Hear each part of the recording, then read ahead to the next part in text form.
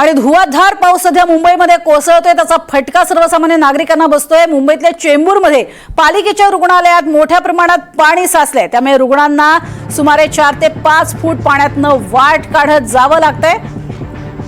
या संपूर्ण परिसरामध्ये आपण बघतोय किती मोठ्या प्रमाणात पाणी साचलेलं आहे आणि याच पाण्यातनं चेंबूर पालिका रुग्णालयामधल्या दाखल होणाऱ्या या नागरिकांना असा प्रवास करावा लागतोय। याचा आढावा घेतलाय आमचे प्रतिनिधी अविनाश मानी यांनी।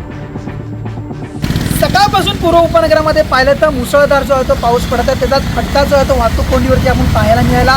अनेक सखल भागात जे आहे ते पाणी साचले। मी सध्या चेंबूरच्या या रुग्णालयात उभा आहे।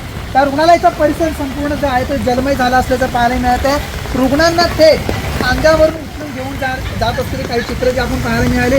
त्याकडे पाहिलं तर रुग्णांना थेट या पाण्यातून संपूर्ण प्रवास जो आहे तो करावा लागत आहे आणि संपूर्ण परिसर जर पाहिला हा महाराष्ट्राचा संपूर्ण परिसर जो आहे तो जलमय झालेला आहे आणि संपूर्ण मोठ्या प्रमाणात 4 ते 5 फूट इतकं जे आहे ते पाणी या संपूर्ण रुग्णालय परिसरामध्ये साचले असल्याचं पाहायला मिळतं। त्यामुळे संपूर्ण रुग्णालयातील रुग्णांना जे आहे त्या संपूर्ण पाण्यातून जो आहे तो आता थेट प्रवास करावा लागत आहे।